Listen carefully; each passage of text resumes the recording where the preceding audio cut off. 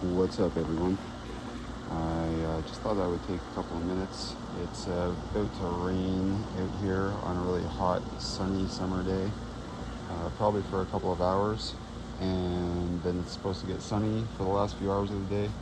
So I thought that I would bring a couple of my indoor things outside so they could get some natural rainwater and some natural sunshine.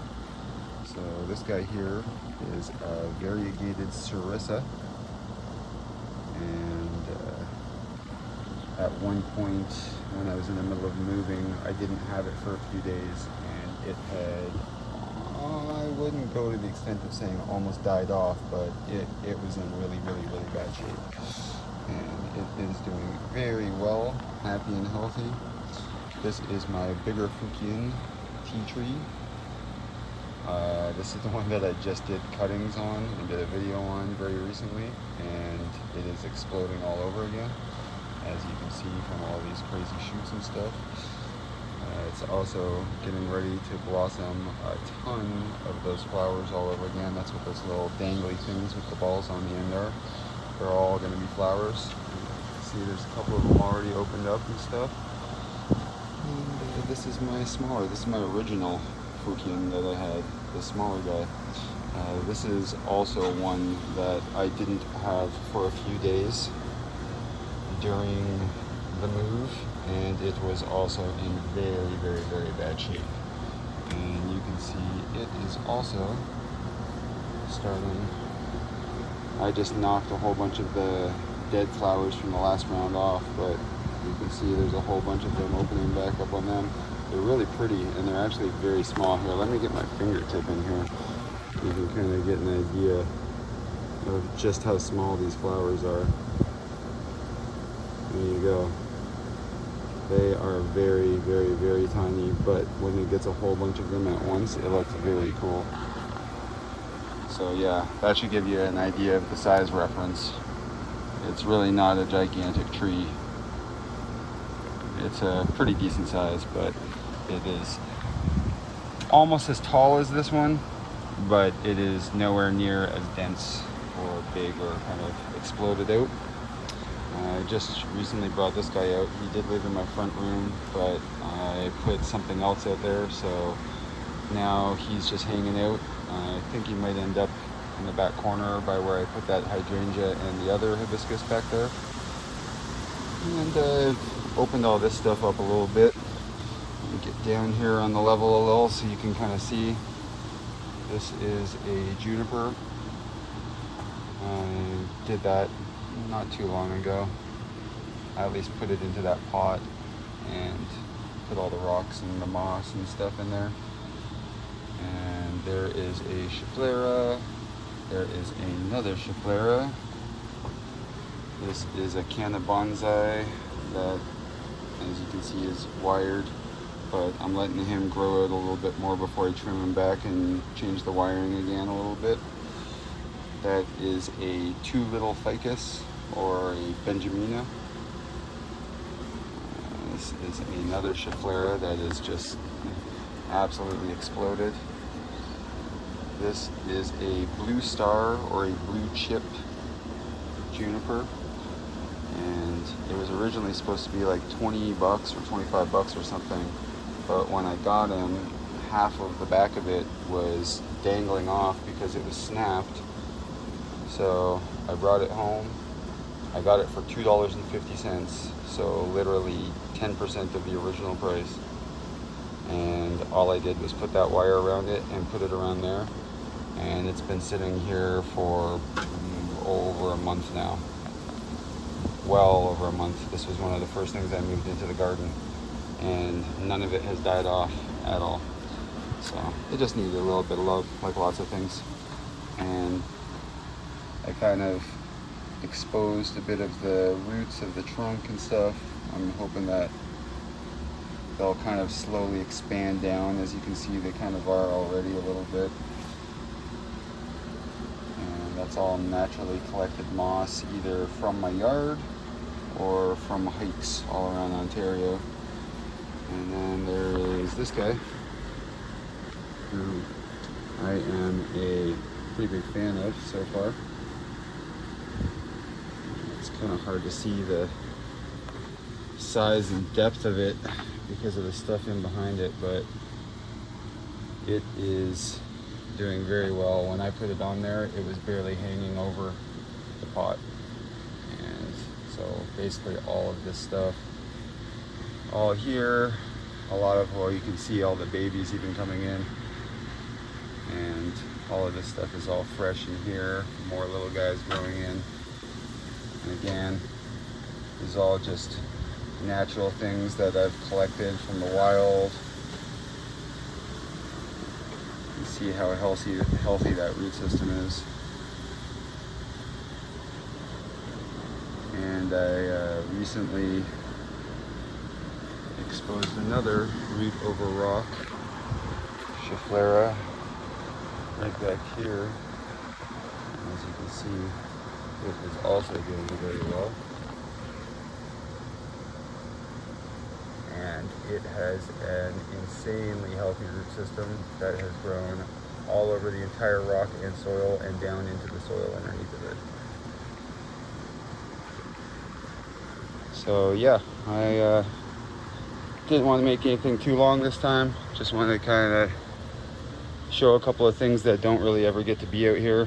I also added this recently, this little shelf here, because I have so many little maple seedlings and saplings all kind of going, and they are all very big fans. That is grapes there, but all the rest of them are all different maples. And oh yeah, there's also, I forgot, I was given some black locust and honey locust. There's a couple more of my maples. This guy's been going for a really long time. As you can see how thick it is. And I already had to take the wire off because it was bitten into it so bad, and it's already grown and grooved back into the same grooves. That's the other honey locust, and that's the other black locust. And those were both given to, or those, all of those were all given to me. The maples I found. There's another little maple I just had to take out of a tiny little pot because he is doing very, very well. And up here in this mess of Mexican peppers, there's also some more maples that are all wired, and as you can see, are all doing very, very well. So yeah, like I said, I just wanted to give a quick little update on everything and kind of show a couple of those indoor guys that I never really show off. Those are a couple of sugar maples, and those leaves look like those leaves less than a week ago. And not only have they gone back to orange, but parts of them have started turning green again. So I'm pretty sure they are doing well. Especially even the leaves that are dried out, when they stand straight out like that, it's a good sign that it's still trying to do something to them. And you can see the color in the veins. It's still trying to keep the leaves alive. It's just kind of a little bit too far gone. And I also took a very sneaky little peek inside of my air layering here on this 8-foot red maple. And all I'm gonna say is I might have seen some roots. So another week or two, and I'm probably going to unwrap it a bit more instead of just kind of taking a peek in the top. And I will make a video about that because this is my first real attempt at an air layering, and at least from what I saw, I think it's working, which is going to be very exciting because that means the whole bottom of the maple, if you can imagine it under that blue, I have wired it out since it was a lot thinner and those branches were a lot smaller, and made them all very, very flat. And that is pretty much exactly how they're going to end up staying. And then everything from there up, like that, is going to be its own tree in the pot. So it's pretty exciting that it's actually seeming like it's working. And before I go, I had a bunch of cuttings of curly maple, and most of them have done this. One of them over there has a couple of tiny leaves on it, but this guy, I'm starting to have a bit of faith that this guy might come back and live on.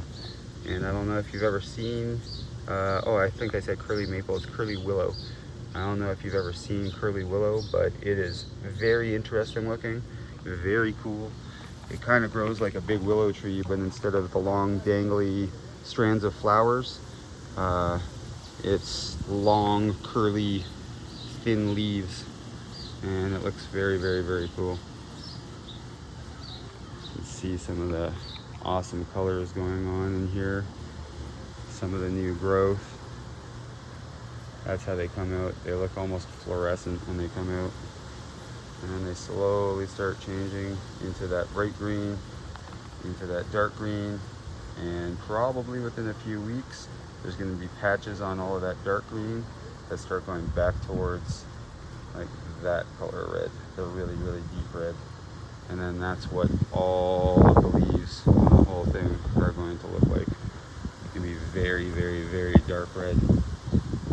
And that's what a lot of these little guys are going to be too. So yeah, anyways, probably a little bit longer than I even intended in the first place, but again, I just kind of wanted to show off a couple of these guys because they never really get a ton of time outside, not as much as I should give them. And I made a little short the other day thinning this guy out and giving him his first wiring. This thing was dead, like almost completely dead. That was a little $2 clearance rack scrap as well, and I've already had to cut him back because it's growing so much of new stuff. Yeah, everybody hopefully will have themselves a good day, and hopefully you're all having a good weekend. I'm gonna wrap this up and finish what I gotta do out here before it starts pouring rain on me, and I will see you all again very soon. Have a good day, y'all.